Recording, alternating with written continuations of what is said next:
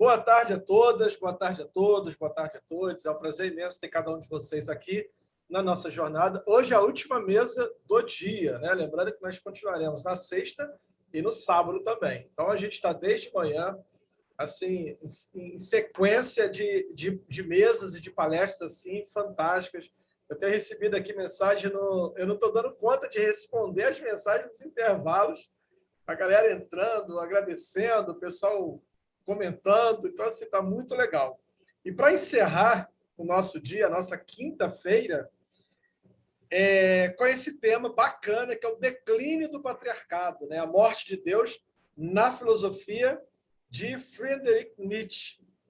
Quando eu pensei na jornada psicanalítica, a primeira pessoa com quem eu comentei sobre a jornada, sobre a possibilidade de fazer a jornada, foi o meu querido amigo Rodolfo, né? Rodolfo Berg. Foi a primeira pessoa e falou: caramba, Jário, vamos fazer isso sim. Isso é muito show, isso é muito legal, pode contar comigo. Lembrando que o Rodolfo esteve com a gente na primeira jornada em abril, onde ele falou da coisa muito próxima, né? Da psicanálise em Freud e da filosofia ali do... esqueci o nome dele agora, Rodolfo. Que coisa difícil. Baruch de Spinoza. Jário, você me... Eu não lembro nem o que eu almocei. Cara, como é que eu vou esquecer uma palestra daquela, Rodolfo? Eu estou mastigando aquilo até hoje. Baruch, tu conseguiu botar Freud e Baruch de Spinoza assim na mesma mesa, não tem como tu esquecer um negócio desse.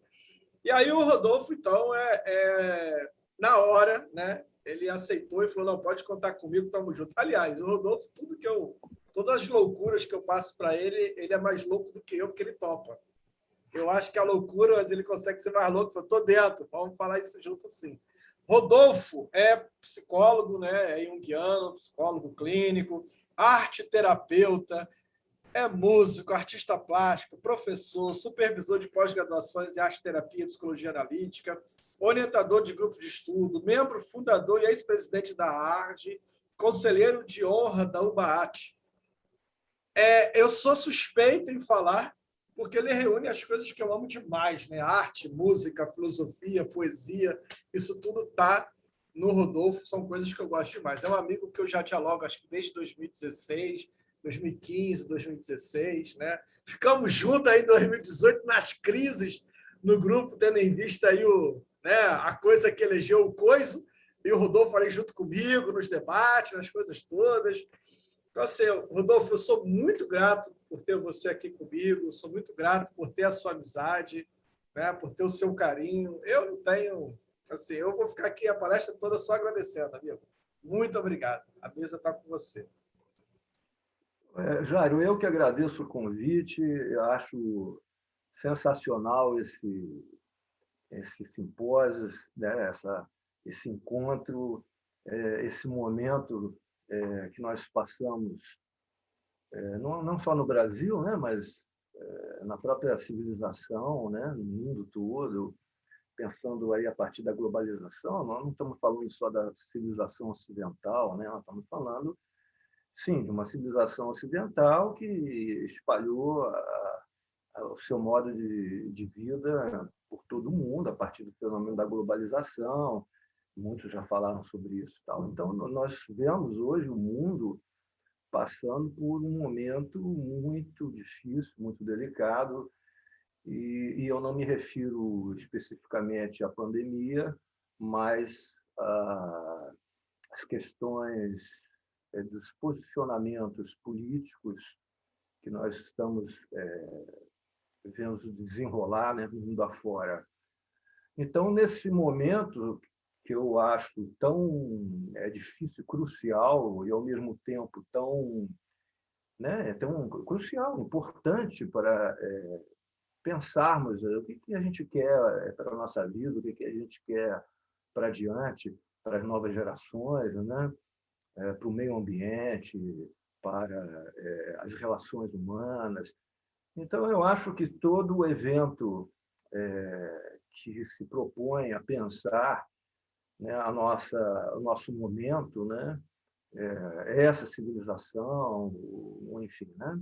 Eu acho que é muito bem-vindo. Então, eu coloco esse evento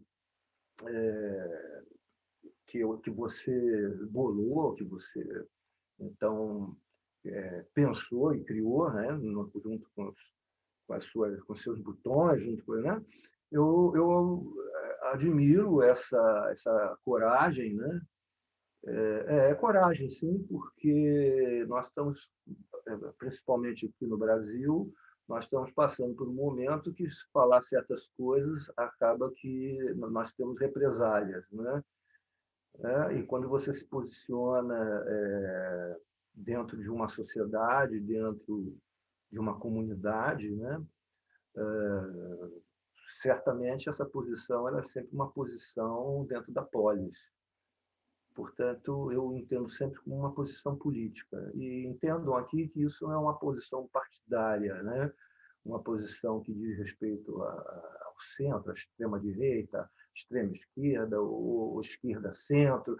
Não se refere a partidos políticos, nada disso, mas a uma posição que se assume frente ao mundo, que se assume frente ao outro, né, nas nossas relações de trabalho, de família, de amizade, coisa e tal. Então, acho que, sim, Jairo, uma posição sua política e de coragem frente a todo esse cenário de estar abrindo, né, fazendo um evento como esse. Eu fico muito honrado pelo teu convite. Mas também vejo, Jairo, que não poderia ser diferente por conta do teu caminho como psicanalista, como poeta, escritor, coisa e tal. Evidentemente, quando nós pensamos na psicanálise, seja ela de Freud, de Lacan, de Klein, e quando a gente pensa naqueles que também saíram desse veio principal e fundaram outros caminhos, como Jung, Reich e assim por diante, nós vemos, embora algumas diferenças teóricas aqui e ali, que às vezes tem algumas interferências no funcionamento clínico, essa coisa toda, mas eu não estou vindo aqui para falar sobre isso, eu não estou vindo aqui para falar das questões teóricas nesse sentido, né? Eu estou colocando todo mundo nesse caminho, que começa lá com Freud, né? E vai se desdobrando com Ferenczi, vai se desdobrando com Winnicott, enfim, né? Estou colocando todos nesse caminho corajoso de estarmos aqui todos pensando a vida, pensando o mundo, pensando nossas ações e pensando que esse é o ponto que eu quero colocar como um ponto central da minha fala aqui para vocês hoje, como pensando a nossa prática de existência. Esse tema, a prática de existência, ou a prática de vida, ou seja, dito de outra maneira, como nós queremos viver. Esse tema é um tema, para mim, hoje muito importante. É um tema filosófico, isso vem desde a Grécia Antiga, compreende? E tem vários pontos de vista, mesmo dentro da filosofia, tem várias maneiras de se pensar isso. E quando você chega dentro da questão da saúde, por exemplo, você também tem várias maneiras de você pensar. E quando você chega dentro da questão política, você tem várias maneiras de você pensar. E acho até que essa diversidade de pensamento é fundamental, é importante. É assim que a gente pensa democracia, não é isso? Lidar com exatamente essas diferenças de pontos de vista sobre o mundo, sobre a vida. E acho que é assim mesmo, é um grande exercício isso, né? Mas não é para todo mundo, né?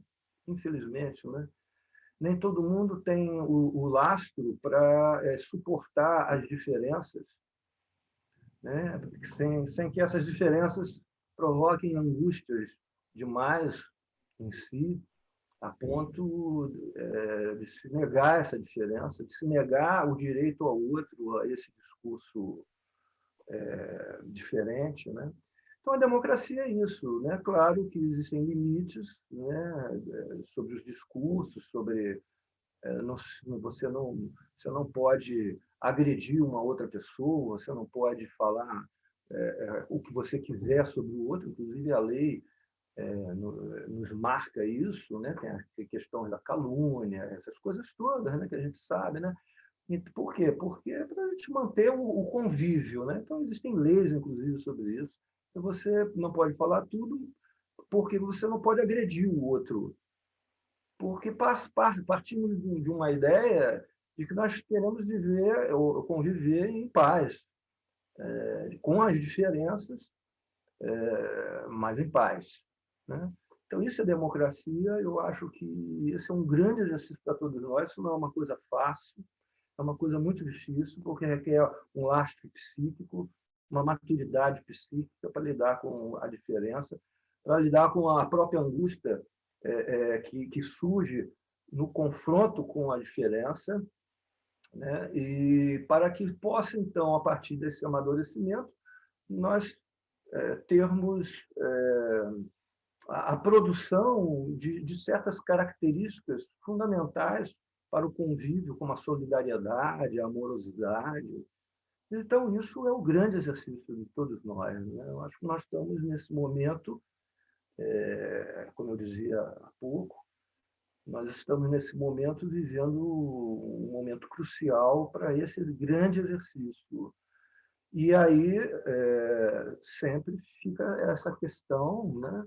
Essa pergunta: o que nós queremos para nós, para a nossa maneira de existir e para o que vem pela frente, as novas gerações, né? Então, esse eu acho que essa é a questão, né? Como nós vamos viver, tá? Então, a minha fala ela vai nessa direção, tá?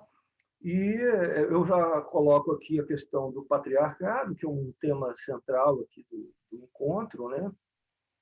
Que eu acho que é muito bem-vindo, né? Embora alguns temas desses vão ficando meio que desgastados aí pelo caminho, né? Porque tanto se fala, e muitas vezes se fala distorcendo, muitas vezes se fala deturpando a coisa, infelizmente, né?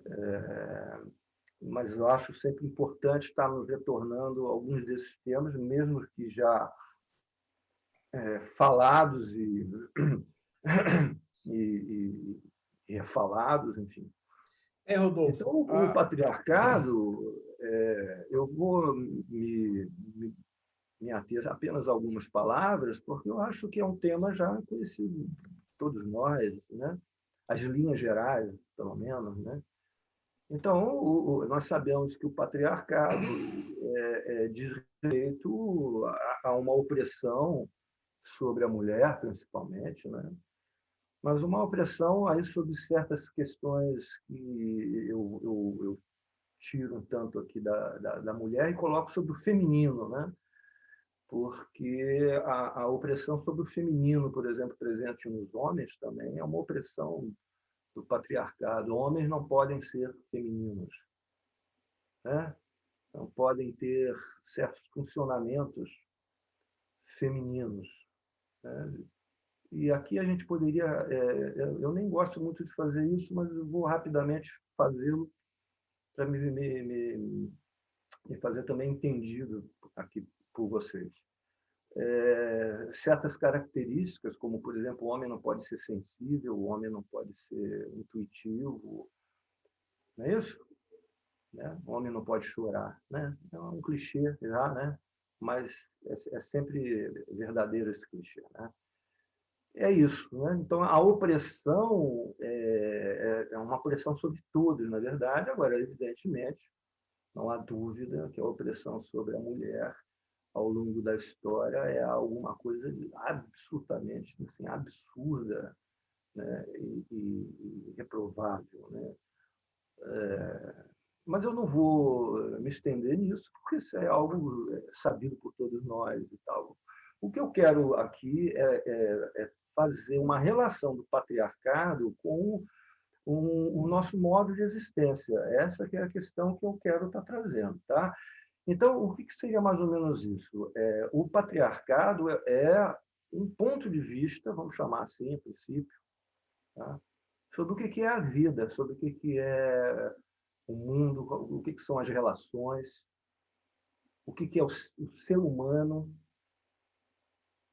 até que você queira colocar a questão do homem, da mulher, do gênero, ou então aí um debate muito importante que vem acontecendo, a questão do gênero, né?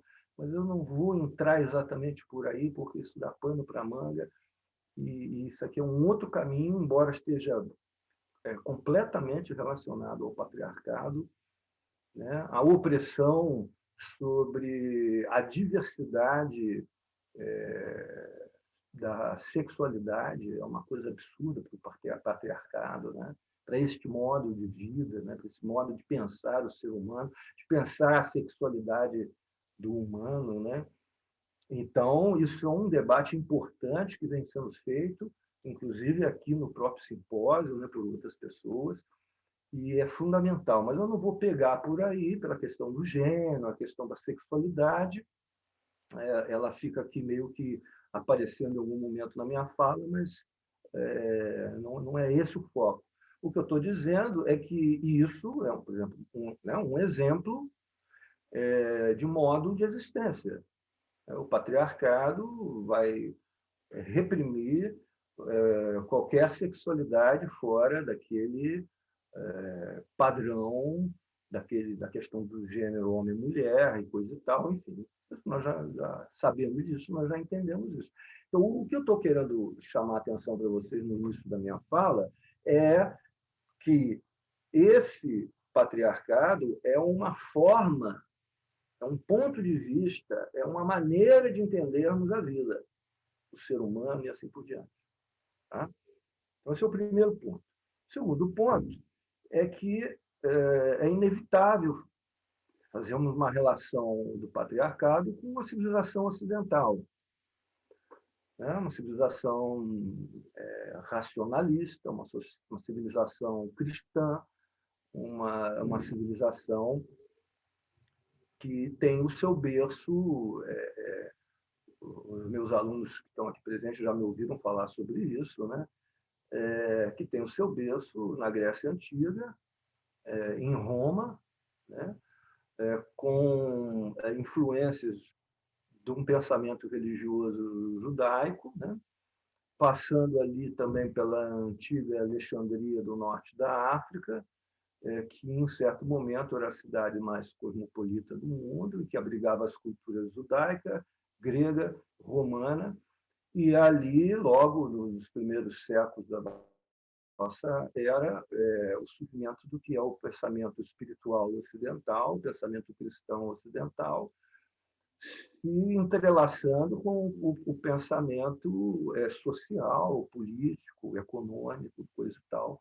E, a partir disso, surge essa civilização que nós estamos ocidental, e que, mais adiante, né, há quem queira falar do fenômeno da globalização surgindo no século XX, mas há quem já disse também, que eu acho muito interessante pensarmos assim, que o fenômeno da globalização começa já com as grandes navegações lá no século XV, quando a cultura europeia, né, principalmente de Espanha, Portugal, Irlanda, Inglaterra, França e tal, a cultura europeia, né, quer dizer, exatamente berço dessa civilização, começa a se espalhar pelo mundo, pelas Américas, e a gente conhece essa história.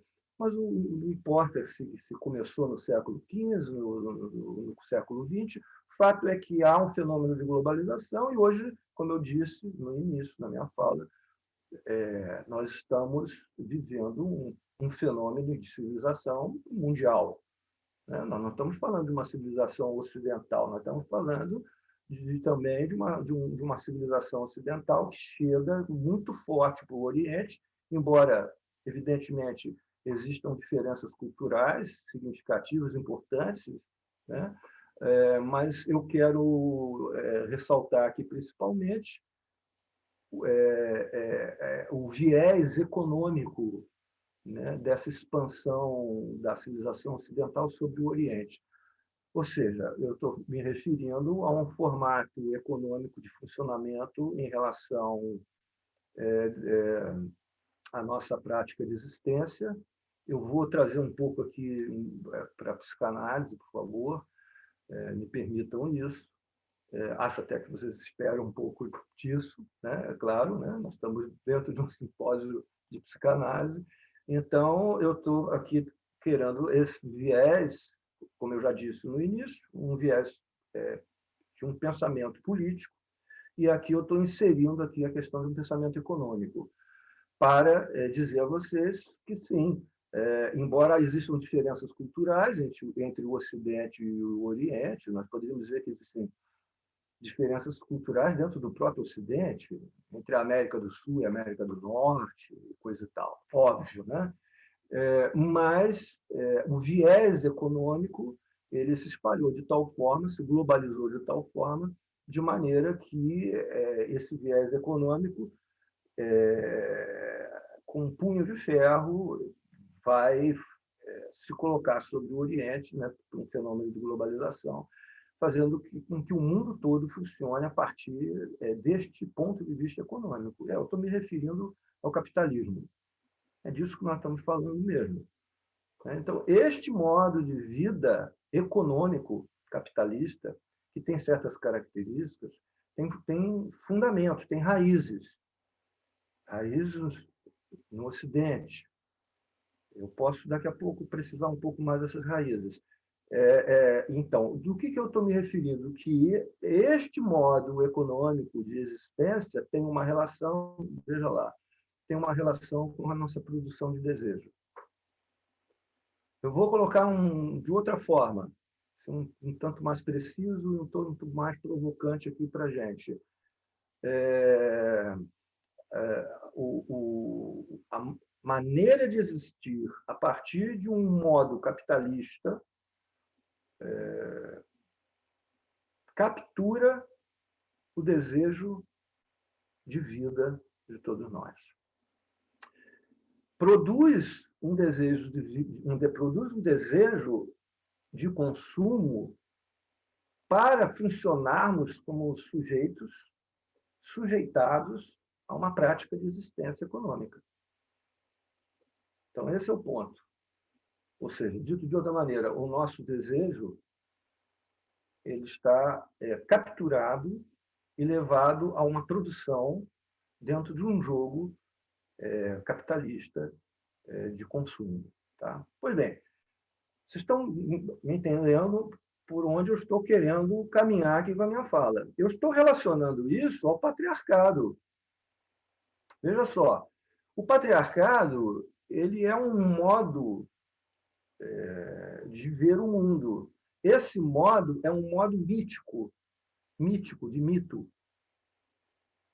Então, eu não vou fazer aqui exatamente uma relação com a religiosidade, nem com a religião, que seria, então, o campo institucional, digamos assim, da experiência religiosa. Mas eu vou dizer que entender que Deus é Pai é um mito. Na verdade, é um mito patriarcal.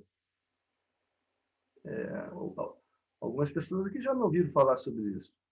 Há culturas que dizem que Deus é mãe, é feminino. Não é verdade? Então, se nós formos bem lá atrás, na nossa história da humanidade, das culturas, dos povos, nós vamos ver um momento que é chamado de matriarcado, aonde se elegem, então, elegem divindades femininas.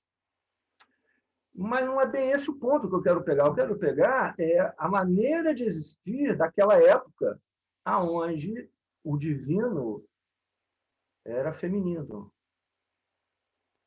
Compreende? Há uma mudança em algum momento, e essa mudança passa a entender o mundo, passa a entender, inclusive, Deus como masculino, Deus Pai. Então, isso não acontece na civilização ocidental. Isso é anterior à civilização ocidental. Tá? Mas eu não vou pegar esse início lá. Estou aqui apenas querendo marcar para vocês que este ponto de vista sobre a vida é um ponto de vista mítico. Freud sabia disso. Foi Freud que descobriu isso. Depois falou para Jung. E Jung desenvolveu essa história. Freud pegou lá Narciso, não pegou? Édipo, não pegou? Ele sabia que a questão mítica é a base psíquica, né, da humanidade. O Jung vai se aprofundar nisso e tal, e o Freud se aprofunda dentro das questões que ele acha pertinentes. Mas esses dois grandes gênios, dois grandes sábios, dois grandes pioneiros da investigação do inconsciente, entendiam dessa forma um mito. Então, eu não estou fora aqui da nossa proposta, estou apenas querendo marcar, mas também não vou me aprofundar nisso aqui com vocês agora, que este ponto de vista mítico sobre a vida, sobre o mundo, sempre foi pertinente ao humano, pois assim nós somos. Então, o patriarcado ele vem vindo, né? E aí, é claro, e eu quero trazer isso para a civilização ocidental, porque isso fica mais fácil para nós entendermos as questões dos nossos dias agora. Quando nós estamos nessa nossa civilização, existem certas questões, como a exacerbação da razão, um detrimento da sensibilidade, um detrimento da intuição, por exemplo. Não é isso? Por exemplo, a razão ela começa a ser exaltada já na Grécia Antiga, lá com Platão, com Aristóteles, antes da era cristã, antes da civilização ocidental cristã. Claro, isso está claro, né? Mas, ao longo da nossa civilização, existem outros momentos, como, por exemplo, no século XVI, no século XVII, nós vamos ter aí, por exemplo, o surgimento da ciência como nós entendemos, com Newton, Leibniz, Lavoisier, né? E vamos ter dentro da filosofia Descartes, por exemplo, mais um pouquinho adiante, século XVIII, Kant. Nós estamos falando, né, dentro da filosofia, dentro do que está sendo a ciência surgindo ali pelo século XVII, como nós entendemos hoje, né, o surgimento do método científico com Francis Bacon, por exemplo, né, um filósofo inglês importante para a ciência, dentro do campo social, político, filosófico, né, os filósofos contratualistas como Locke, Rousseau, Hobbes, um pouquinho antes, Maquiavel. Né? Então, nós estamos vendo aí o surgimento dentro desse patriarcal, ou seja, dentro desse ponto de vista de exacerbação, vamos chamar então do masculino, né? Do Deus Pai, né? Nós estamos vendo surgir um funcionamento filosófico, científico, político, econômico, que vai reger, principalmente a partir desses séculos, 15, 16, 17, 18, até os dias de hoje, a nossa maneira de existir. Né? Então, certas questões elas são tão entranhadas na gente que nós não conseguimos, às vezes, perceber que são questões que dizem respeito a um modo de ver as coisas. Nós, às vezes, pegamos coisas como verdades absolutas e não percebemos, às vezes por falta de conhecimento, que essa verdade ela tem uma data de surgimento. Por exemplo, Locke, que é um filósofo inglês importante do século XVII, 1600 e pouco, ele dá um tiro de canhão na aristocracia, né, no rei, quando vem com a ideia de que todos os seres humanos nascem iguais. O que transforma o ser humano num rei e o outro num escravo é a sociedade, e não Deus. Deus não tem nada a ver com isso. Isso é uma coisa extraordinária, e todos nós vamos, de alguma maneira, aplaudir tal coisa, né? Porque isso permitiu com que se tirasse aquele discurso medieval de que o rei ele era empossado por Deus, né? Pelo Papa, que era o representante de Deus aqui na Terra. Então, todos os reis eram coroados pelo Papa e coisa e tal, os imperadores e coisa e tal, né? Aristocracia, né? E esse cara vem com uma ideia extraordinária, dizendo, olha, não tem nada a ver de sangue azul, Deus não tem nada a ver com isso. Todos nós nascemos iguais. O que vai fazer a diferença mais adiante é a própria sociedade sobre nós. Então, assim, nós olhamos isso e achamos, puxa vida, que coisa interessante, isso é uma verdade. E a gente esquece de que isso é uma verdade histórica, que embora nós concordemos com isso, embora nós até lutemos por isso, por essa igualdade, isso vai desembocar nos direitos humanos. Quer dizer, eu acho que não custa lembrar que Locke ele influencia a Revolução Francesa, em 1789, com igualdade, liberdade, fraternidade, igualdade, liberdade, não é isso? E 13, 14, 15 anos antes, a independência norte-americana, a Carta Magna norte-americana, em relação à independência da Inglaterra, né?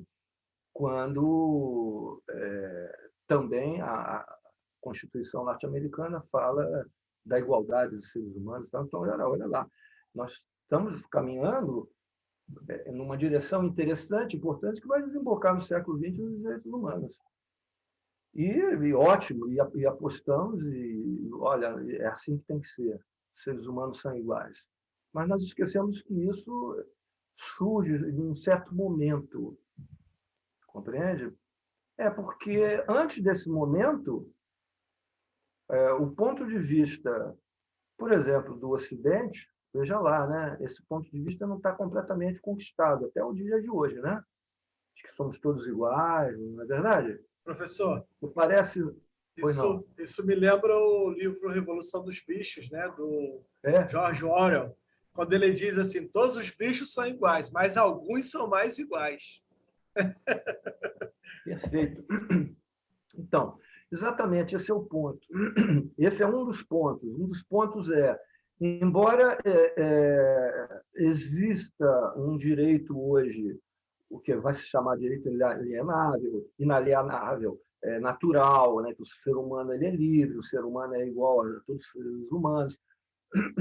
No entanto, na prática, a coisa não funciona assim, nós sabemos disso. Ou seja, ainda há necessidade hoje de nós afirmarmos este ponto de vista, que nós achamos interessante e nós apoiamos. Mas esquecemos que a maior parte da existência da humanidade, isso não funcionou assim. E nós tentamos entender, ou temos a tendência de achar que houve uma evolução do ser humano. E, por isso, o ser humano evoluiu e, tendo evoluído, ele agora está diferente daquele ser humano, daquelas civilizações, às vezes chamadas de bárbaras, né? Que não faziam dessa forma. E, quando nós fazemos isso, nós caímos no mesmo equívoco, que é o equívoco de que nós estamos evoluídos porque entendemos que os seres humanos todos são iguais e coisas todas. Aquele outro não, aquele outro é bárbaro. E quando nós fazemos isso, nós estamos capturados por uma arapuca que vai nos colocar, a partir da vaidade, a partir... veja lá, tem a ver com um ponto de vista espiritual. Veja lá, não tem como não pensar isso. Porque nós nos achamos espiritualmente mais evoluídos porque entendemos isso assim, assim, assim, assim. E caímos na arapuca de achar que existem povos inferiores aos nossos por conta do ponto de vista ser diferente. Então, veja lá, não é que essas questões elas não sejam importantes e que a gente não apoiemos, não, nós estamos a favor disso, claro, mas temos que tomar um cuidado para nós não cairmos na tentação de nos acharmos superiores aos outros. Professor, Vou dar um outro exemplo. O senhor está falando disso aí, e isso me lembra muito o Freud no Totem e Tabu, né? Porque Freud toca em temas ali complexos, como a questão do complexo de Édipo, né? O tabu do incesto e tal. Mas, por incrível que pareça, a coisa que mais causou frenesi foi o fato de Freud dizer que não havia muita distância entre a gente e os primitivos. Isso é muito interessante, né? O Darwin, no século XIX, deu um tiro na vaidade do Ocidente, né, em relação à sua racionalidade, né, dizendo que nós somos apenas uma espécie bem-sucedida na adaptação ao meio e coisa e tal, né? Então, essa vaidade, Jairo, que nós temos de sermos superiores aos outros, né? E mesmo que tenhamos, então, um ponto de vista interessante, como, por exemplo, somos todos iguais em termos legais, né, de direitos, porque, evidentemente, somos todos diferentes, não existe uma pessoa igual a outra, somos todos diferentes. Estou me referindo aqui, claro, às questões legais, de direitos sociais e coisa e tal. Então, embora nós todos apoiemos esse ponto de vista, nós temos que tomar cuidado com a tentação, né, dessa vaidade de nos acharmos superiores. Essa captura, a partir de um ponto de vista de superioridade, ela é feita e ela é colocada para a gente o tempo todo. E eu vou falar um pouco mais sobre isso, mas eu quero elencar aqui um outro ponto, eu acho importante, que você, ainda trazendo Locke aqui, para eu poder entrar em Nietzsche, que dentro das coisas que ele diz, como essa, né, somos todos iguais quando nós nascemos, ele vai dizer que todos temos direito à liberdade, muito bem, né? Mas ele vai dizer também que há um direito natural, assim como a liberdade, que é o direito à propriedade privada. Entendeu? E a propriedade privada surgiu quando? Quando um cara mais forte, um grupo armado, chegou e disse: essa terra aqui é minha. Botou uma cerca e disse: agora só entra aqui quem eu quiser. E aí, se esse era o rei, estava dito. Se não era o rei, era um conde, um aristocrata lá, ele fazia uma aliança com o rei endossava aquilo, e ainda continua sendo assim até hoje. Os cartórios hoje fazem isso. Dentro, claro, de leis estabelecidas pelo Estado. Surge, então, o conceito de Estado e coisa e tal. Mas, enfim, da onde que a propriedade privada ela é algo natural do ser humano, dada por Deus? Então, são coisas, às vezes, sutis que vão passando e a gente vai afirmando isso, né? O direito do indivíduo, né? Claro que o indivíduo tem seus direitos frente ao Estado. Claro, né? Claro que antes, lá na época do rei, o indivíduo não tinha direito nenhum. O rei mandava, o rei tinha domínio sobre a vida e a morte de todos, não é isso? Surge, então, o Estado. Nós estamos falando aí do século XII, XIII, XIV, XV, já com os reinados e se configurando o Estado mais adiante como nós entendemos, século XV, XVI, não é isso? Os contratualistas, como eu disse, Hobbes, Locke, Rousseau, e vão configurando o Estado como nós, né? Os três poderes, né? Montesquieu, quando você tem os três poderes, executivo, legislativo e judiciário. Isso é a configuração do Estado, como nós entendemos. Então, não é mais o rei, agora é o Estado que tem o poder sobre nós, e nós autorizamos o Estado com suas leis, nós fazemos com os nossos representantes a lei do Estado, coisa e tal, está feito o jogo. Então, o indivíduo ele tem uma importância dentro desse Estado, muito bem, mas a gente tem que tomar um cuidado, porque a exacerbação do individualismo ganhou um status no qual nós fomos perdendo, é o que nós estamos vendo, trago aqui a minha fala inicial, o que nós estamos vendo hoje na comunidade, o completo abandono de uma ideia de comunidade, de grupo, de sociedade. Né? A saúde de um se tornou mais importante, o querer de um. eu uso máscara ou eu não uso máscara, é problema meu. Está acima da saúde pública. Então, isso é uma exacerbação do individualismo, compreende? Como assim? Não existe algo que é chamado de comunidade? Pois bem, é essa a questão do debate hoje, né, que nós estamos tendo. Né? Pois bem, então, o que eu estou querendo colocar aqui, já me estendi demais nessa parte, eu quero aqui trazer uma questão que é o seguinte. Este funcionamento, ele é um funcionamento de uma civilização aonde eu estou colocando aqui campos de atuação dessa civilização, ciência, filosofia, religião, arte. Então, estamos colocando isso aqui, mas eu vou dando uma prioridade aqui às questões econômicas. Eu estou falando aqui de Locke, estou falando de Estado, dos três poderes, eu estou falando de capitalismo. Então, isso é um funcionamento econômico sobre o nosso desejo, a produção do nosso desejo. Isso é um molde econômico sobre o funcionamento da nossa existência, nossa prática de existência, como eu devo existir. Eu existo dentro de um funcionamento de competição, por exemplo. É muito claro isso para a gente. Eu estou o tempo todo competindo no mercado, porque o que se instalou é o mercado. Pois bem, então, esta civilização, e aqui o link com o patriarcado porque isto é um ponto de vista que vai entender a natureza como algo que deve ser controlada. Hoje a gente já tem a ecologia que começa a nos mostrar as questões do meio ambiente e tal, mas até algumas décadas atrás isso era muito claro. A natureza ela tem que ser controlada.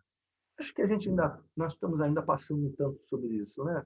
Eu posso derrubar essas árvores, eu posso criar queimadas para abrir pasto para então eu trazer o gado e aqui eu vou fazendo o meu controle sobre a natureza sem nenhuma visão prospectiva, sem nenhuma visão de como é que vai ser daqui a 10, 15, 50 anos esse desmatamento que eu estou fazendo, porque não me interessa. O que me interessa é esse imediatismo agora. Agora eu boto o meu gado aqui e eu encho o meu bolso.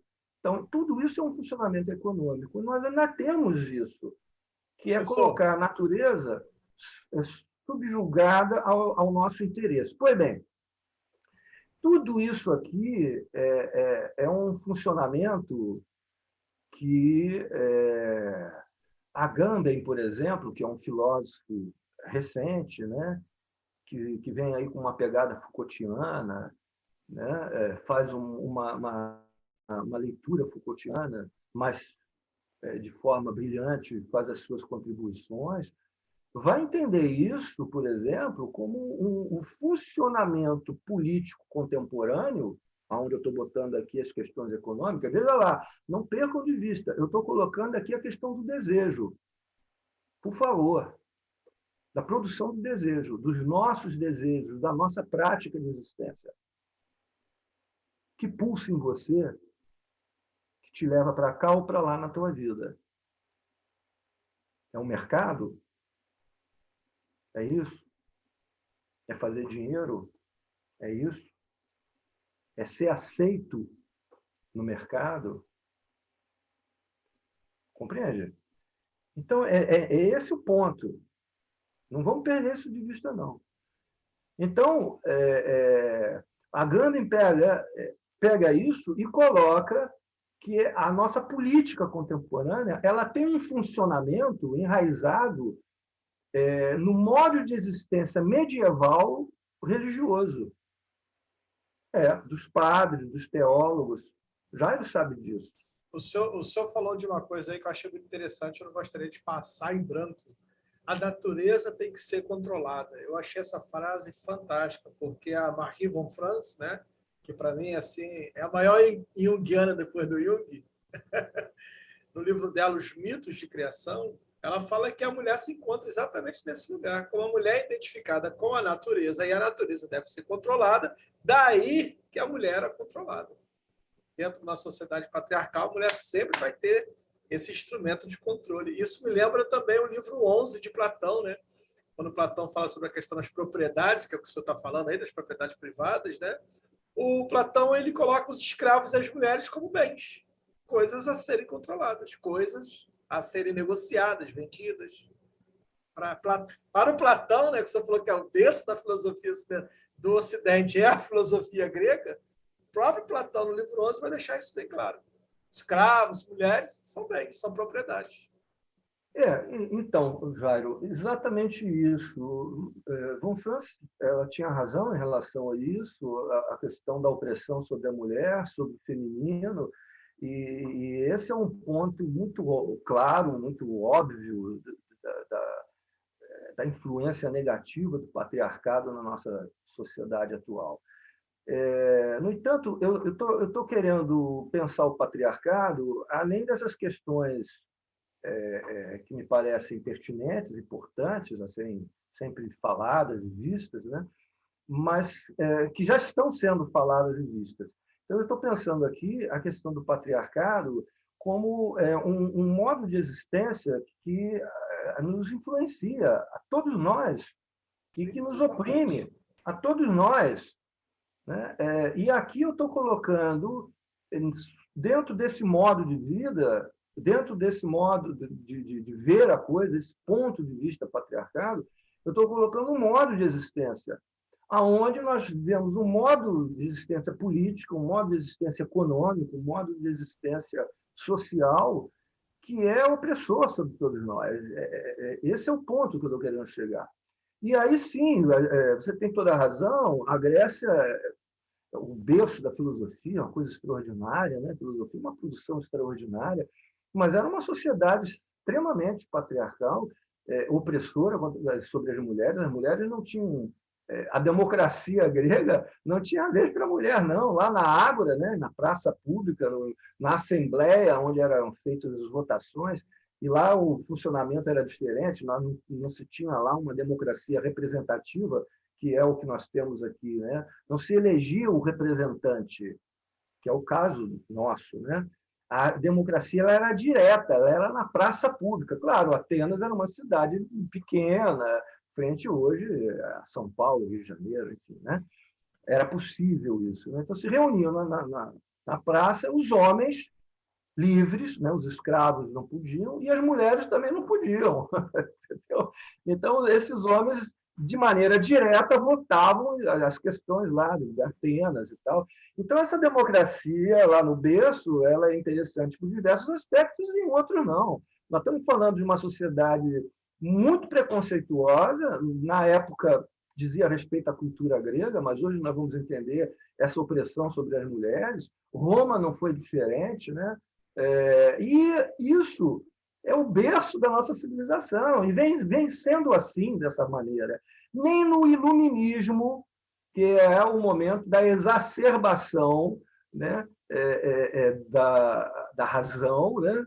Onde, repito aqui, esses filósofos, quando você tem lá Rousseau, por exemplo, fazendo a questão do contrato com o Estado, com a sociedade, né, do indivíduo, o contrato do indivíduo com o Estado, né, aonde ele diz, né, assim como Locke, que ele diz que o homem tem a liberdade, ele está se referindo ao homem, porque a mulher deveria ser feliz servindo ao seu marido.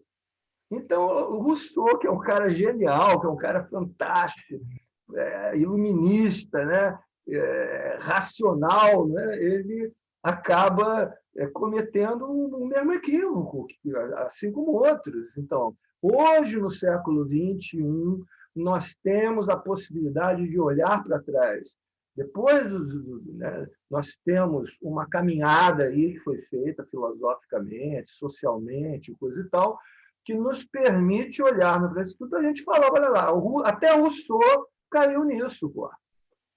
Locke, que é um cara extraordinário, caiu nisso também. O que eles estão fazendo? Eles estão amarrando tudo.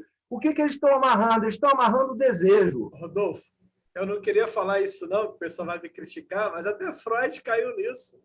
Quando Freud escreve os 3 ensaios da sexualidade, apesar de toda a genialidade, ele vai colocar que a anatomia é destino.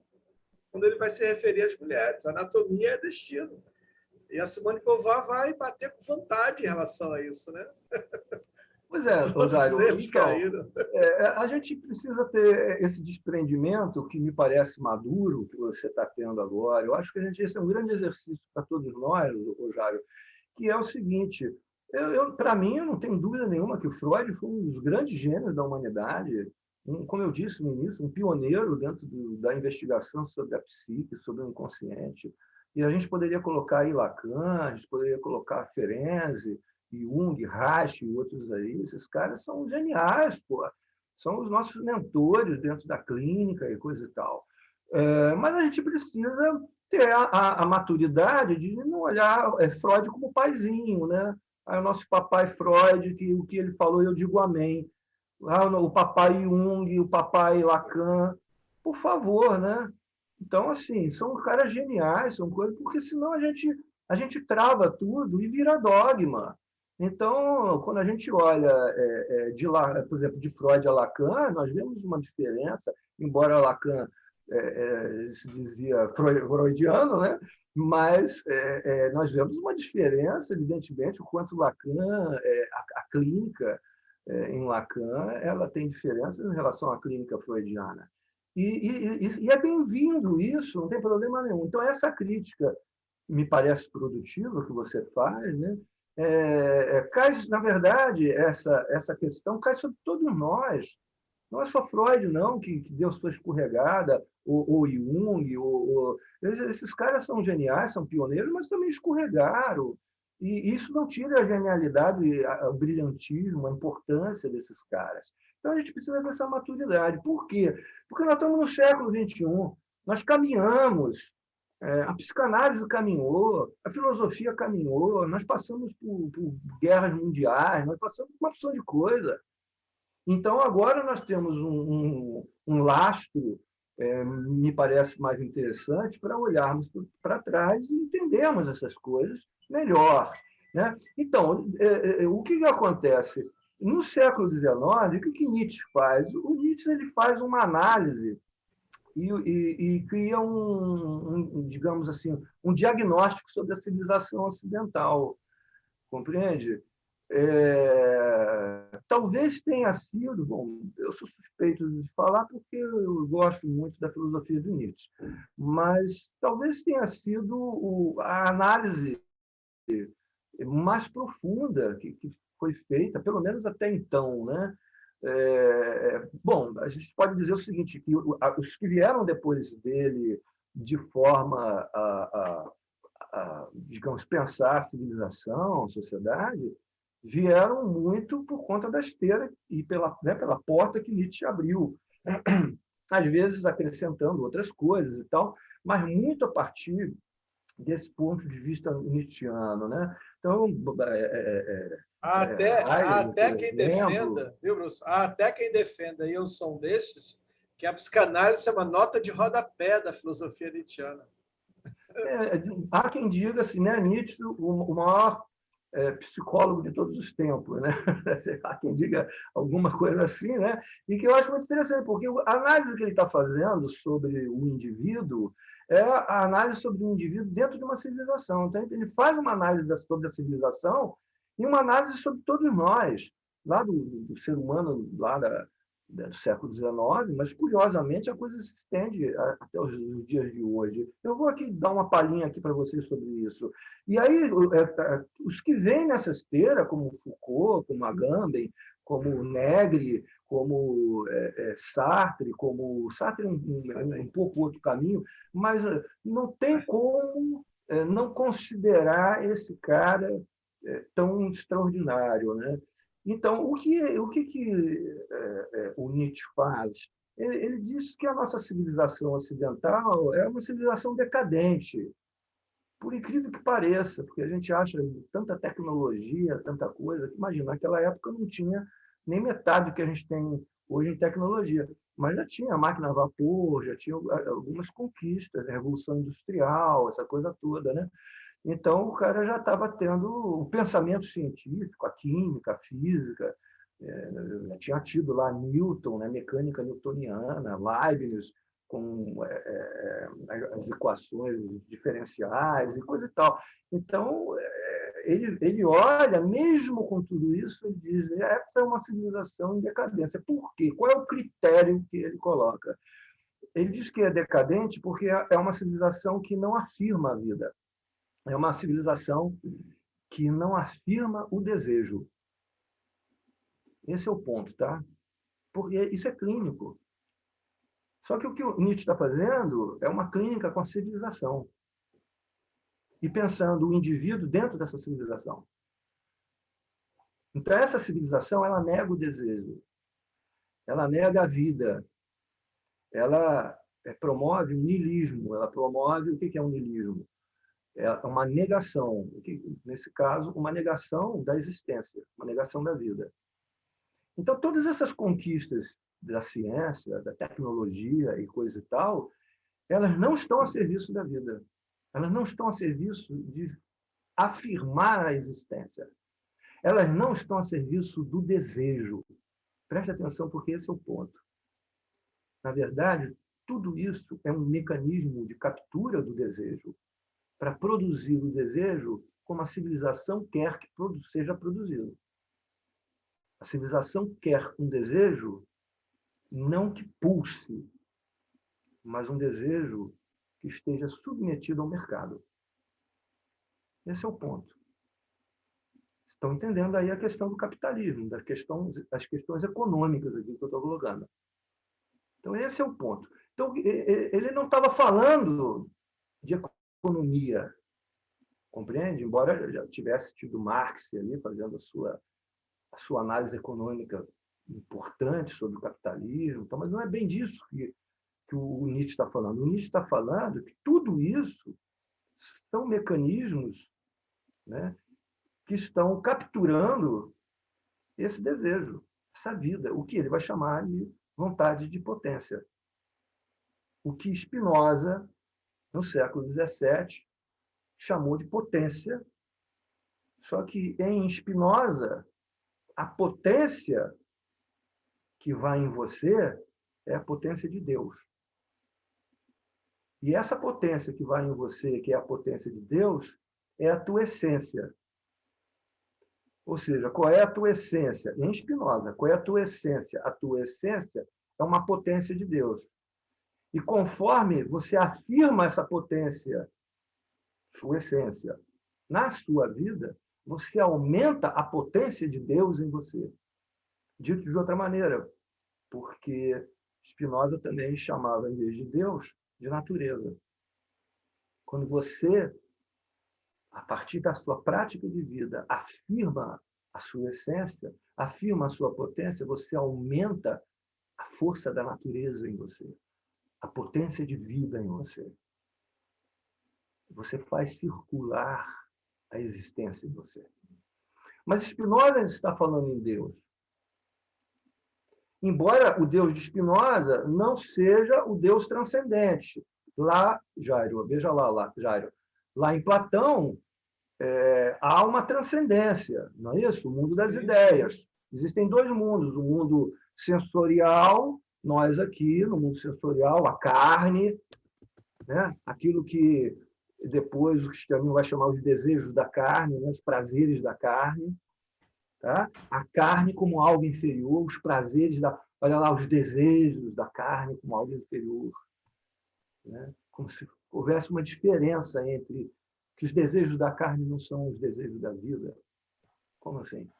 Platão, inclusive, falava disso, né? Como a religião como um fundamento primordial da moralidade pública. Sim, sem dúvida.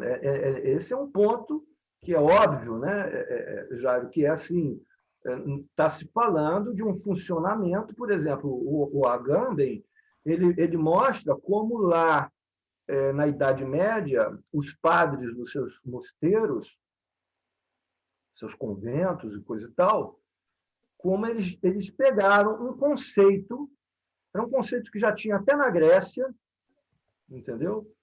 Mas eles trouxeram isso para a religião, para o cristianismo, que é o conceito de dispositio, que é em latim, que seria dispositivo. Platão Veja é lá. como o senhor falou aí, né? Platão está conferindo aí uma certa divindade, né? Uma origem divina às leis. Então não é uma religião, não é um Quer Deus, dizer, né? São... assim, quando Platão fala do mundo das ideias, Jaro, ele não está falando propriamente das ideias de Deus, Isso. mas ele está dizendo que existem ideias perfeitas a respeito de tudo. O círculo perfeito está no mundo das ideias. Aqui no mundo imperfeito, sensorial, nós não somos capazes de fazer um círculo perfeito. Mas no mundo das ideias existe um círculo perfeito. No mundo das ideias existe um cavalo perfeito, uma ideia de cavalo perfeito. Aqui no mundo sensorial, todos os cavalos serão imperfeitos, cópias deste mundo, dessa matriz, né? Desse que ele vai chamar de arquétipo, né? Do cavalo, que é uma ideia perfeita. Aí, mas, com o passar do tempo, essas ideias se tornam ideias de uma mente divina, de uma mente de Deus. Isso já é o pensamento cristão ocidental, compreende? Platão tinha assim 3 pontos fundamentais dentro dessas ideias, que era o bem, o belo e a verdade.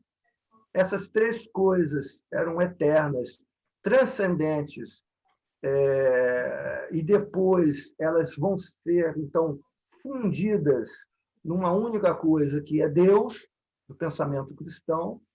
E aí você tem o Deus transcendente, e esse Deus transcendente está acima da vida aqui imanente, do mundo imanente, sensorial, imperfeito, coisa e tal. Tá? O que Spinoza faz? Aí o senhor já está falando do período, né, de Agostinho cristianizando Platão, né?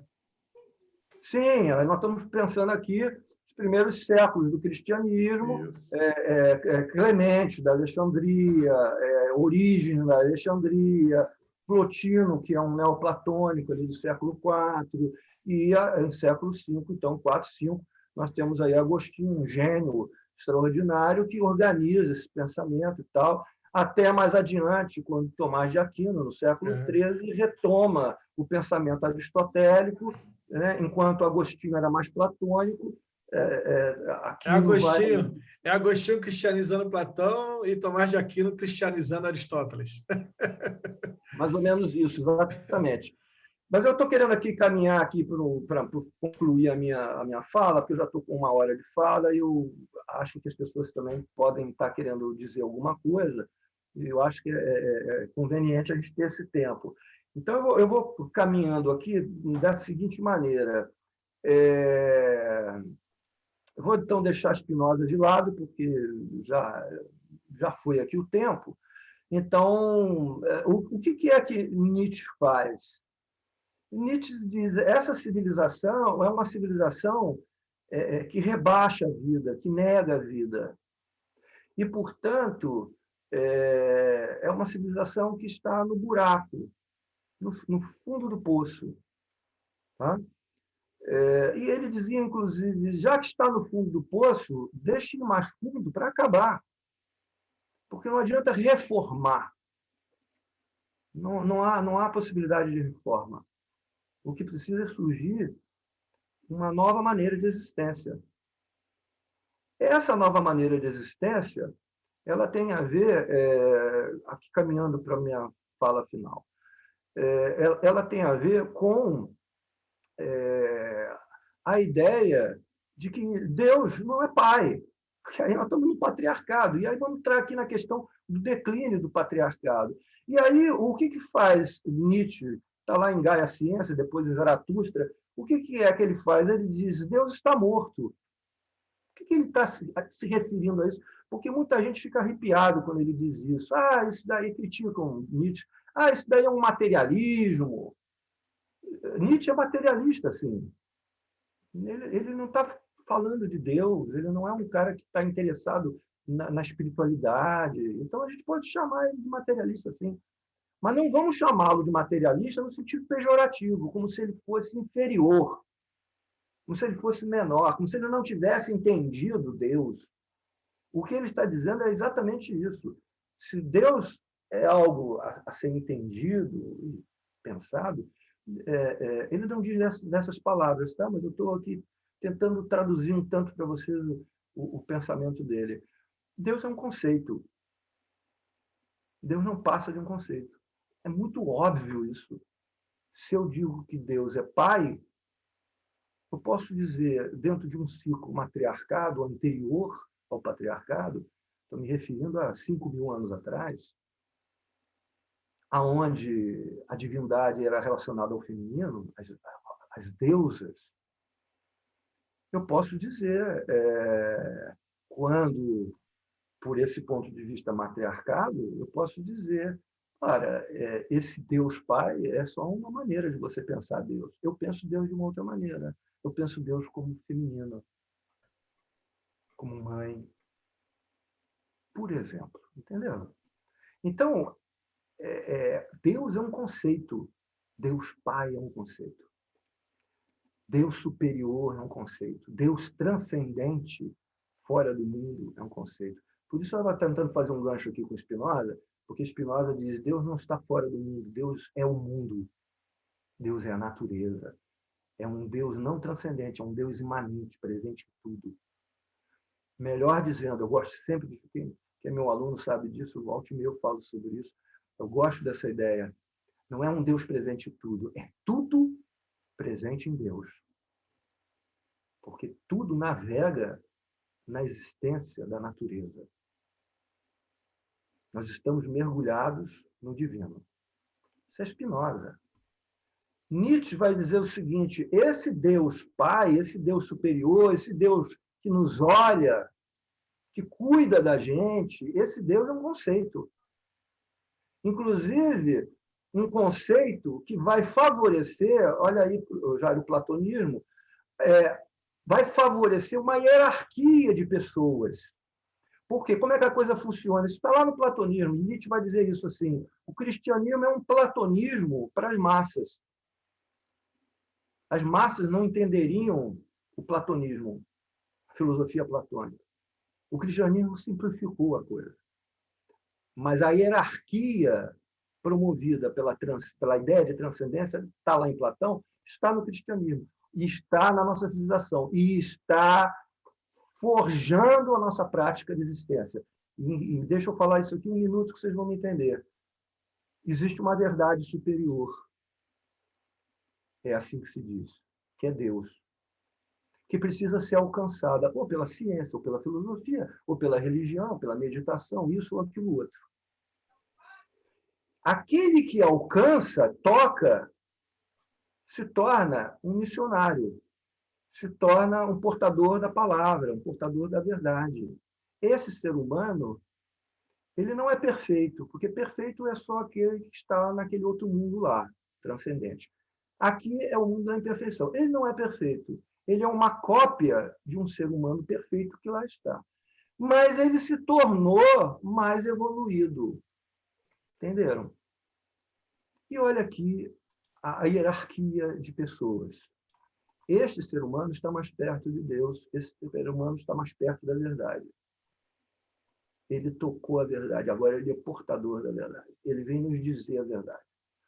E abaixo dele vem vindo uma hierarquia de pessoas menos evoluídas, menos evoluídas, menos evoluídas. E quando você tem essa hierarquia de pessoas evoluídas, pois bem, é isso aí, Jário. Não adianta ter direitos humanos dizendo, olha, nascemos todos iguais, somos todos perante o mundo, perante a vida, somos todos iguais, todos temos que ter o mesmo direito à existência, à vida, à dignidade. Não adianta dizer isso, porque esse discurso é um discurso de falácia, da boca para fora. Porque, na prática, nós funcionamos a partir de uma ideia de hierarquia. Eu sou melhor do que você porque eu frequento essa igreja ou aquela outra religião. Eu sou melhor do que você porque eu fiz faculdade e você não fez. Eu sou melhor do que você porque eu tenho estudo.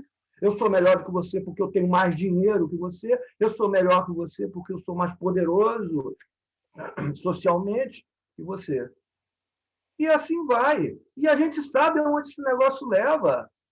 Volta e meia eu estou falando isso, porque isso é uma coisa que realmente me incomoda muito, nos leva a pensamentos que são radicais de superioridade humana, né? Não é isso? A supremacia branca, não é isso? Não é isso? Aquela A história que gente nós tivemos sai. lá, algumas décadas atrás, né? Chamada nazismo, né? Que Isso. achava que tinha uma tal de raça ariana que era superior a todas as outras raças, inclusive acreditando, entendendo que algumas pessoas, por conta de serem tão inferiores, deveriam ser exterminadas. E aí, não adianta, você pode tirar, a estrutura é a mesma, você tira, né, do ariano vivendo superior às outras pessoas, e você tira disso e você diz assim, bom, quem está lá agora é o pobre, e o rico é superior. O rico faz parte do jogo. E o pobre está fora do jogo. Por quê? Porque o pobre está fora do dispositivo das instituições. E estando fora do Rodolfo, dispositivo das instituições, ele é uma vida matável. recentemente a gente teve o discurso, né, do nordestino, né? A gente teve esse discurso recentemente na política. Ah, é nordestino, nordestino vive de esmola, vive disso, vive daquilo. Dentro do Brasil, nós temos isso, né? Um preconceito contra o nordestino, o pessoal aqui do Sudeste. Né? Eu dei aula há muito tempo lá no Nordeste, e sempre gostei muito do Nordeste, Recife, principalmente, que eu passei mais tempo lá. E a cultura nordestina é extraordinária, né? Da música, das festas, enfim. Então, nós temos um preconceito no Sudeste contra o nordestino, por exemplo, contra as pessoas negras ou pretas, como queira. Nós temos, não é isso, mas quer dizer, aí não é só no Sudeste, nós temos isso no Brasil inteiro, não é isso. Então, eu estou querendo dizer para vocês é que é uma estrutura de funcionamento. Não adianta eu ter o discurso ecológico, não adianta eu ter o discurso de que nós temos que lutar contra a opressão sobre as mulheres, feminicídio, por exemplo, se eu não coloco nessa luta o questionamento sobre essa hierarquia de gente. Eu não posso aceitar que existam pessoas melhores do que outras. No entanto, é assim que a nossa civilização funciona. E nos inculcam, produzindo subjetividade em nós. Subjetividade em nós é como eu entendo o mundo, e essa subjetividade é uma subjetividade patriarcal, é uma subjetividade economicamente capitalista, compreende? Porque o mercado é de competição, e quem é que vence essa competição? Quem é o mais forte? Essa é a lógica do mercado. Onde está a solidariedade? Foi jogada no lixo. Compreende? Uma exacerbação do individualismo. Estou pouco me lixando para os outros, eu quero o meu mundo. Não é isso? Então está aqui, ó. Nietzsche falava isso, quer dizer, o que me importa primeiro? Me importa primeiro eu, depois eu, depois eu. Depois aqui em volta de mim tem a minha família, talvez, os meus amigos mais próximos, depois os meus colegas, depois tem o meu cachorro, meu gato, depois aí mais lá fora, e talvez eu possa pensar no meu vizinho, talvez eu possa... Não é assim? Uma vez perguntaram para Deleuze a respeito da extrema-direita, o que era a extrema-direita, e ele diz assim, Deleuze é um filósofo importante, né, do século XX, e Deleuze disse assim, o que caracteriza a extrema-direita é o cara que primeiro ele pensa no eu, e lá no fundo vem o outro, lá no fundo vem o mundo. Primeiro eu, depois eu, depois eu, depois... E lá no finalzinho de tudo, ele vai pensar na comunidade. Então, isso é fruto de um modo de existência. E aí Nietzsche vem e diz assim, pois bem, esse Deus está morto. Esse Deus está morto. Ele não serve para a gente. Porque essa civilização está morrendo. E eu vou colocar aqui também, desculpa, eu estou realmente acabando agora, eu vou colocar aqui nesse pensamento um outro pensamento também de Foucault, que vai nessa onda, porque Foucault ele bebe em Nietzsche, e diz assim, quer dizer, Nietzsche fala o Deus está morto, o que Foucault vai dizer? O homem está morto. O homem já morreu. Por quê? Veja, eu estou colocando homem mesmo, é a palavra homem mesmo. Não é ser humano, não, é homem, a palavra homem. Por quê? Porque homem é a palavra, é o significado padrão que define, inclusive, a mulher. E isso é patriarcado. Compreende? Então, Foucault diz, o homem está morto. Aí você diz assim, pode ser um absurdo. Não é absurdo nenhum, não. O homem é um conceito. E esse conceito já morreu. Nós estamos na produção de um outro conceito de ser humano, que não se sabe exatamente por onde vai. Se vai misturar com a máquina, né? Se vai misturar com a internet, se vai colocar próteses no cérebro, no ouvido, aquela coisa. Não se sabe como é que vai ser. Há quem chame já, antropólogos, em vez de ser o homem pós-moderno, é o homem pós-orgânico, é o homem orgânico sintético, fusionado com o sintético, com o silício. É o carbono, a molécula de carbono fusionada com a molécula de silício da computação, não é isso? Tá? Então, esse homem está morto. E aí a gente tem que pensar, veja lá, eu vou fechar a minha fala da seguinte forma, o que eu quero para a nossa existência? E agora eu estou tirando aqui o que eu falei lá no início. O que eu quero para a minha vida? Não é isso? Então, a minha prática de existência, a minha prática de vida.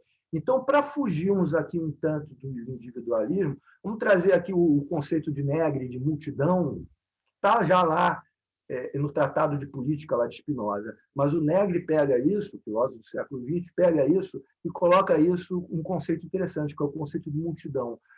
Temos que pensar politicamente como multidão. Por quê? Para podermos atravessar, né, resistir, digamos assim, ao conceito exacerbado de individualismo. Então, politicamente, pensamos como multidão. Então, agora eu mudo a minha fala lá no início, que eu digo assim, como é que eu quero a minha prática de existência? Então, a questão agora é como é que nós queremos a nossa prática de existência, a nossa prática de vida, como multidão. Por que tem que ser como multidão? Por que tem que ser como coletivo? Porque só assim, eu vou usar um conceito Foucaultiano, só assim a gente resiste ao poder. Mas não é o poder do presidente, do governador, não é esse poder, não. É o poder que nos atravessa e nos promove, inclusive, vaidades a partir de certos saberes, né? De que eu sou melhor porque eu sei psicanálise, porque eu sei isso, eu sei a filosofia, eu sou melhor porque... Então, são saberes que são dispositivos de captura do sujeito, que nos colocam dentro dessa hierarquia, nos capturam a subjetividade, nos capturam o desejo, nos captura a potência da vida em nós, para colocar tudo a serviço do mercado, colocar tudo num embate entre nós. E aí Foucault diz, é preciso resistir a isso. E aí tem uma tirada muito boa de Foucault, que eu fecho com isso aqui para vocês, realmente fecho agora, eu fecho isso aqui para vocês dizendo o seguinte, Foucault não tem o conceito de resistência como um conceito de luta. Prestem atenção a isso. Não é lutar contra o poder, não é lutar contra o outro que naquele momento ali na hierarquia tem o poder. Resistência não é luta. A resistência é criação. Resistir não é lutar, resistir é criar. Criar o quê? Criar a sua vida. E isso é uma ética. Tem a ética para você poder analisar a civilização, analisar a sua vida, o seu modo de vida. O moralismo, a moralina, né, que enfiaram goela abaixo. e que agora você pode fazer certas escolhas mais livres para você produzir para você, para a sua comunidade e para o mundo, uma nova maneira de existir.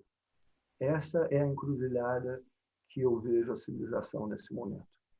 Fecho aqui a minha palavra e eu acho invejável que a gente passa agora aqui para o pessoal que quiser falar. Rodolfo, você produziu aqui reflexões aqui que eu estou concatenando tudo que você falou.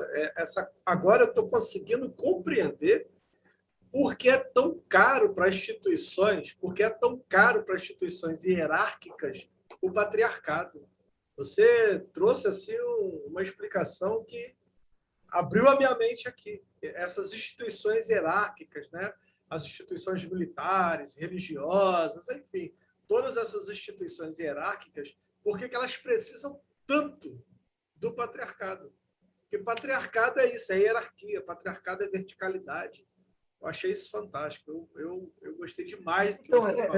Essa verticalidade, essa opressão que vem dessa forma, dessa hierarquia, né? Aonde, evidentemente, se coloca a mulher como incrível ser humano. A Florence escreveu aqui, ó, incrível, e é isso mesmo. Incrível a forma como você trouxe isso tão claro assim que... Se coloca tão a mulher óbvio.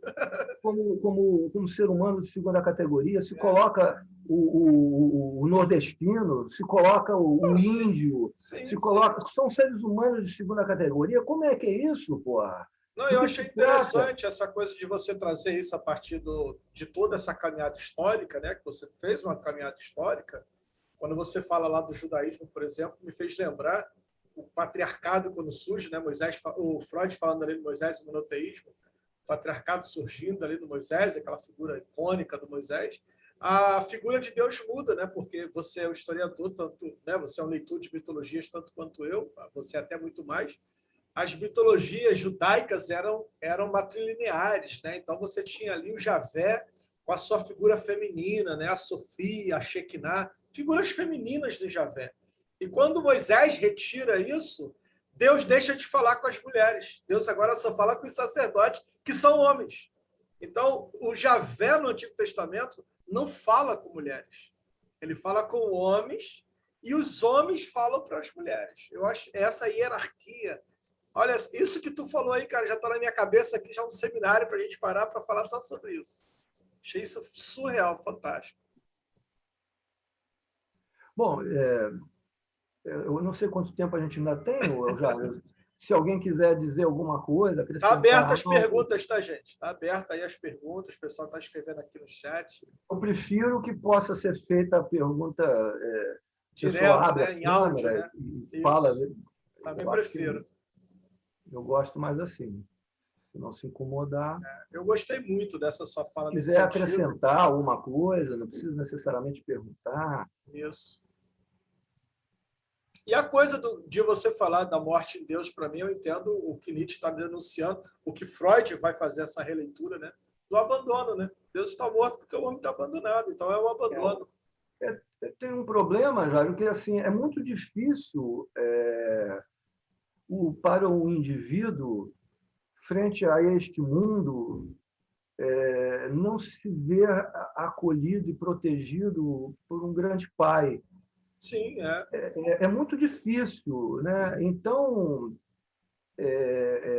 veja bem, isso não diz respeito se existe ou não Deus. Não é essa a questão. A questão se eu me sinto frente, né, a esse mundo angustiado de tal maneira que eu não consigo suportar esse mundo, eu elejo uma ideia, que é um conceito de um Deus Pai que cuida de mim, que olha o meu destino e coisa e tal. Isso apazigua a minha angústia. E eu digo, bom, na verdade, tudo acontece a partir do querer desse Pai, desse Deus, né? E mesmo as coisas absurdas que acontecem no mundo são linhas tortas, né? Assim que diz o ditado, são linhas tortas escritas por Deus, porque por trás disso tem uma verdade. Deus escreve certo por linhas tortas. Não é assim, ditado? E aí eu me aconchego nisso e consigo tocar a minha vida, porque, afinal de contas, olhar o mundo sem esse conceito de Deus, né? Olhar o mundo, né, com essa ideia de que Deus está morto, de que eu estou sozinho nesse mundo, tenho que enfrentar esse mundão, é absolutamente angustiante. Então, é muito compreensível esse funcionamento. O Nietzsche ele tinha uma saída muito interessante para isso, porque ele foi pegar lá os gregos antigos, apesar dos senões da sociedade grega antiga, que nós já falamos aqui, né, do machismo, da sociedade e tal, ele via em algumas questões lá coisas muito positivas, muito interessantes, como, por exemplo, veja só, isso eu acho que é uma diferença eu gosto dele, Rodolfo, porque ele vai antes, né? Ele vai nos pré-socráticos. Sim, claro, ele vai exatamente lá nos gregos antigos, antes de Platão, porque a crítica dele toda é sobre Platão, né? Sócrates, Platão, que, de acordo com ele, é Platão que funda esse pensamento racional e a transcendência ocidental, né? Então, ele vai lá nos pré-socráticos, ele vai nesses gregos antigos para dizer o seguinte: esses caras eles olhavam o mundo e viam a dureza do mundo, né? A tragicidade do mundo, que é assim que Nietzsche chama. Tem uma tragicidade na vida. Ninguém nega isso. De repente, surge um terremoto e morre um monte de gente. De repente, bate uma pandemia, um vírus, e morre um monte de gente. Se você não acredita, então, que o vírus está comandado por Deus para punir e purificar a humanidade, porque eu detesto esse pensamento de purificação da humanidade, purificação do corpo, da sexualidade, sabe? Eu detesto isso. Acho isso muito ruim. Isso faz pessoas melhores do que outras. Eu não gosto dessa hierarquia. Se a gente sai dessa posição de que Deus, o vírus do Covid foi mandado por Deus para corrigir a humanidade. Mas a religião está fazendo isso o tempo todo, né? Foi a peste. Eu acho isso muito ruim. Então, quando a gente não pensa assim, a gente vai pensar assim: pois é, o que é que o vírus faz? O vírus não faz nada, o vírus simplesmente está aí, como tantos outros. E os cientistas avisaram: olha, lá no meio do gelo lá que está derretendo, tem um monte de vírus que está lá aprisionado durante milhões de anos e que vão vir à superfície com o degelo das geleiras e coisa. Então, isso é uma mensagem de Deus? Não, isso simplesmente é a vida. E é duro, tem que ter uma maturidade para falar assim: a vida é assim. O que Nietzsche diz? É a tragicidade da vida. A vida ela é trágica, mas ela também tem alegrias. E aí ele dizia assim: os gregos sabiam disso, da tragicidade da vida. Olha, mas assim, eu vou dizer assim, mas os gregos também tinham deuses. Tinham. Mas os gregos não queriam negar o mundo como a nossa civilização fez. O que os gregos faziam? Os gregos enfrentavam a tragicidade, a dureza da vida com arte. Produção de arte. O desejo produzido pela arte é um desejo de vida, da beleza da vida, apesar da tragicidade. E nós perdemos isso enquanto civilização para negar a carne, negar o desejo, negar os prazeres da carne, negar este mundo inferior. E nós começamos a negar tudo isso. Compreende? É isso que ele diz, isso é um rebaixamento da vida. E nós fazemos isso tudo, e aí olhamos e não conseguimos encarar a vida exatamente, pecado. Tudo se tornou pecado, nós não conseguimos encarar a vida, porque a vida ela é assim, tem vírus, tem terremoto, as estrelas explodem. É assim que ocorre. Isso não tem a ver se existe Deus ou não existe Deus. Não é essa a discussão. A discussão é, quando eu aceito o conceito de um Deus Pai que cuida de mim, eu deixo de cuidar da minha vida. Eu digo, deixa o governante falar o que ele quer. Afinal de contas, a minha vida está sendo cuidada por Deus. E enquanto eu penso assim, o outro vem e pisa na minha cabeça. O outro vem e me oprime. O outro vem e enfia a goela abaixo. de mim, novas leis trabalhistas, compreende? Que tira o trabalhador da condição de certos benefícios, né? Coloca a força de trabalho do trabalhador a serviço novamente do mercado de maneira desleal, injusta. Não é isso? Vai trabalhar 14, 15 horas por dia. Você é pobre. Pega 4 horas de transporte por dia, trabalha 8 e bota a mão para cima e dá graças a Deus porque está trabalhando. Compreende? Então, é isso. Se eu não cuido da minha vida, olha aqui a questão ética, se eu não cuido da minha vida, não tenha dúvida, há quem vá querer cuidar dela por mim. Isso é poder sobre mim. Está claro isso, não?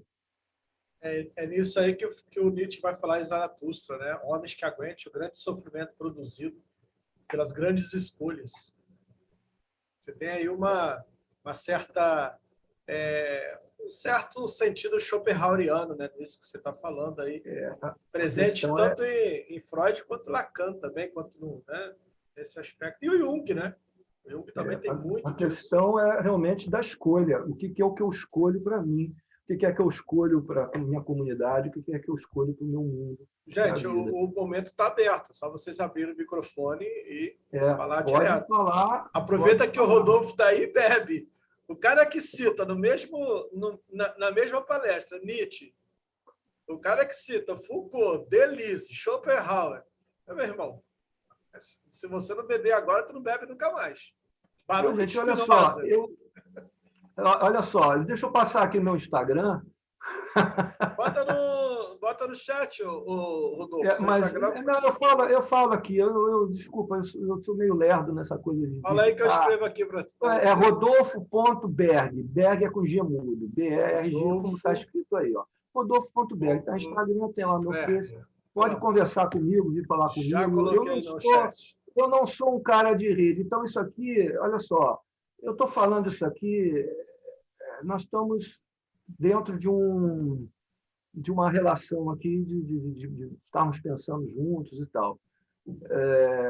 Vai lá, conversa comigo, e de vez em quando eu posto algumas coisas. Eu não fico postando toda hora, não, entendeu? Então, dá uma olhada lá, querendo ter contato comigo. Mas, enfim, estou aqui ao seu dispor, Jairo, e a todos vocês. Rodolfo, quiserem, ainda estou aqui. Eu só tenho gratidão. Eu me lembrei agora, você citou Deleuze, me lembrei quando Deleuze fala assim, mais importante do que o pensamento é aquilo que nos fez pensar. E você me fez pensar aqui um monte de coisa. Essa coisa do patriarcado e hierarquia aqui, eu vou levar isso para a vida. Você me fez pensar um monte de coisa. Eu não tenho nenhuma intenção de fechar a coisa, de dar uma resposta, nenhuma mesmo, nenhuma. A ideia é que a gente abrir pensamentos e direções e tal, é isso. Eu queria aproveitar que meu amigo Rodolfo está aqui, e o Rodolfo também é de poesia, dessa coisa toda. Eu estou apresentando aqui o livro que chegou para mim ontem, lançamento, novinho, fresquinho, um projeto um projeto que eu desenvolvi ano passado, projeto Poesia Colaborativa. Aí veio a pandemia, né, em 2020. Aí veio a pandemia, era para ter sido lançado ano passado, mas foi lançado esse ano, A Gaveta dos Poemas Esquecidos. Eu queria aqui finalizar com um poema Passageira, que acho que tem tudo a ver com isso que você falou, que diz assim, ó, a cada partícula de toda sua célula era assim que se via, espuma de emoção, transbordava com o vento, espalhava suas bolhas lindas e impermanentes por aí. Era difícil não olhar, era difícil não querer voar com ela. Mas como pode ser tão frágil e, ao mesmo tempo, resistente para um voo desses? O sol refletia a beleza furta-cor daquele episódio e se perguntou se todos conseguiriam ver da mesma forma, se o fôlego era suficiente para permanecer nessa ébria insensatez. Desse martírio do que era viver, na gravidade onde toda pressão diz a que veio, ela respirou. Se contemplou na superfície, vestiu sua armadura de novo, pois o mundo não deixaria bolhas frágeis viver por muito tempo. Poesia escrita em 10 de agosto de 2020, pela querida amiga Mariane Cardoso Carvalho, que está comigo também nesse projeto.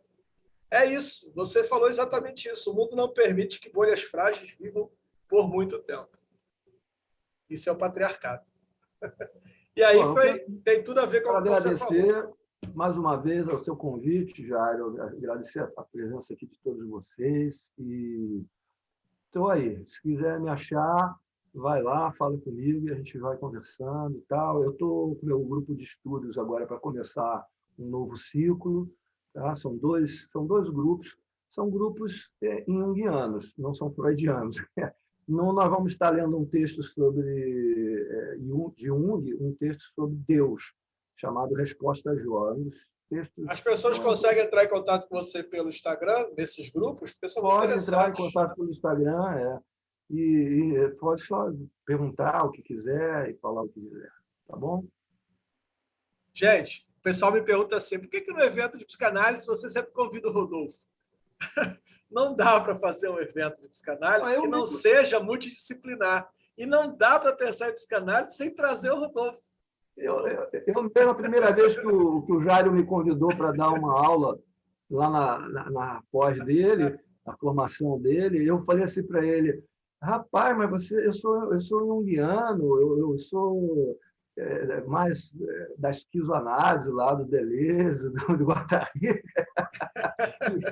Faz uma crítica sobre a psicanálise. Você está me chamando para dar aula para psicanalista? Não faça isso. Aí eu falei com ele, mas é isso mesmo, que é para as pessoas saberem o que é psicanálise e o que é psicologia analítica e como as duas, às vezes, falam a mesma coisa, só que com nomes diferentes. Eu disse isso uma vez lá numa das aulas, né, Jário? E eu vou repetir aqui para vocês, com uma despedida minha aqui para vocês. Sinceramente, eu acho que essas diferenças teóricas elas são importantes nos congressos, os debates das ideias e das teorias. Eu acho que isso tudo é muito, muito importante nos congressos e coisa e tal, o desenvolvimento da psicanálise, da psicologia analítica, ou o que seja. No que diz respeito às questões do dia a dia, né, do modo de existência, da sociedade, eu acho que estamos todos no mesmo barco. Faz a menor diferença. No mesmo mundo, no mesmo local, no mesmo planeta, as questões ambientais, as questões políticas, as questões da solidariedade, da amorosidade, elas são pertinentes a todos nós. Não importa se o cara é haitiano, é lacaniano, junguiano, não importa. O que importa é que estamos todos trabalhando para que as novas gerações possam ter um mundo com um meio ambiente mais favorável. É uma pena que a gente não tem mais tempo, né, Rodolfo? Porque quando você trouxe a questão do meio ambiente, eu pensei na teologia calvinista, né? O quanto que a teologia calvinista promoveu, tem coisas boas, né? Que promoveu, inclusive, o surgimento do CID, né? Do DSM, foi a partir da teologia calvinista que se pensou a psiquiatria, essa coisa toda, mas também a coisa do consumo exacerbado que culminou, né, nesse agravo à ecologia. É uma pena que a gente não tem tempo, porque olha as coisas que você trouxe, para cada coisa que você traz. Mas eu acho fundamental a gente pensar, por exemplo, a clínica entrelaçada com a ecologia. Sim, sim. A clínica entrelaçada com hoje no campo da teologia, né, que é a minha área de graduação também, não se pensa em nenhum aspecto teológico que não pense a ecologia junto. O próprio Leonardo Boff traz isso o tempo todo. É impossível hoje pensar teologia sem ecologia. Milena, pode falar, querida. Eu falei para Rodolfo fazer um workshop de fim de semana. Tem que ser o final de semana, isso aí. Sabe? E se fizer o workshop final de semana, eu vinha por minha conta. Opa! Eu vinha por minha conta. Realmente, essas coisas todas. Eu gosto muito, o pessoal pergunta, por que o Rodolfo? Eu falei, cara, a guitarra também, com vinho. Pronto, a laúde, traz essa coisa toda. Por que o Rodolfo? Porque o Rodolfo é isso, é filosofia, é teologia, é psicologia, é psicanálise, essas coisas todas estão juntos. E é isso que pensava Freud. A primeira vez que Freud encontrou-se com Jung foram 6 horas de conversa sem parar. Mais. É isso. 13, É isso. 13 horas. 12, né? Quanto? 13. 13 horas. 13, imagina você, 13 horas ininterruptas. Às vezes as pessoas me perguntam, né? É por isso que eu trouxe o Rodolfo, né, nas turmas de pós-graduação em psicanálise, as pessoas costumam, né, aumentar um, rebaixar outro. Eu falei, gente, nem Freud e nem Jung, nem Freud era mais importante, nem... os dois eram gênios. Os dois eram gigantes. Os dois eram gênios. Entendeu? E é isso. No início, o Jung se encantou lá com o Freud, sem dúvida nenhuma, e chamava Freud de mentor espiritual. Sim, sim. E Freud chamava Jung de o príncipe sucessor. Isso me parece muito Harry Potter. Terenzi, esses caras todos ficavam muito por conta com Freud, com esse príncipe sucessor. E tinha uma relação mesmo, porque tinha 20 anos de diferença, Freud mais velho, sim, né? Sim. E tinha uma relação mesmo de pai e filho, uma coisa meio assim, né? Embora já tivesse ali Jung umas divergências em relação à questão da teoria do inconsciente, o Jung tinha muito respeito em relação, principalmente, à prática clínica do Freud, né? A vida toda, né, Rodolfo? A vida toda. O que eu acho interessante no Jung é que a vida toda o Jung respeitou o Freud, mesmo depois, quando o Freud já não estava mais aqui, num dos livros mais vendidos na história da civilização ocidental, é do Jung, que é aquela questão dos símbolos, né? O Homem e seus Símbolos, é um dos livros mais vendidos da história. Ali o Jung já faz uma referência respeitosa a Freud, né? Então, ao longo da obra inteira de Jung, ele está sempre colocando Freud como pioneiro. E o próprio Freud cede a ele, né? Porque quando Freud traz o conceito de memória filogenética, é um respeito ao inconsciente coletivo. É como eu falei, só muda o conceito. Mas a memória filogenética da psicanálise é o conceito de inconsciente coletivo. Fala das próprias fantasias, que depois o Jung vai desenvolver com a questão do arquétipo, mas o Freud já vinha... A gente vai começar outro seminário. Gente, beijo no coração de todos, tá? Rodolfo, você vai ser muito, muito bem-vindo. Né? Eu topo aí com o que a Márcia falou, vamos fazer esse workshop de um final de semana inteiro, escolher um lugar. A Milena, né? Desculpa, a Milena. Vamos fazer esse workshop um final de semana inteiro com o Rodolfo ali, a gente dialogando tudo isso. É um prazer intenso estar com cada um de vocês. Amanhã a gente continua, tá? Amanhã a gente continua com a nossa jornada. Amanhã também vai ter temas assim muito bacanas. Espero vocês todos amanhã na nossa jornada, nessa segunda jornada psicanalítica. Olha, enquanto eu estiver aqui, o Rodolfo estiver aqui, na terceira, o Rodolfo volta, na quarta, o Rodolfo volta e a gente está junto. A gente está pensando numa live juntos ainda, né, Rodolfo? A gente quer falar sobre a questão dos atendimentos, né? A psicologia, a psicanálise atravessado pelo capital, né? Essa coisa de tem que pagar, se não pagar não tem terapia. Então a gente quer falar um pouco sobre isso, a gente está já pensando essa live, né? A psicologia atravessada pelo capital. Mas aí semana que para vem. outro momento. Muito obrigado, gente. Muito obrigado. Beijo no coração de todos. Muito obrigado. Até amanhã, hein, pessoal? Até amanhã.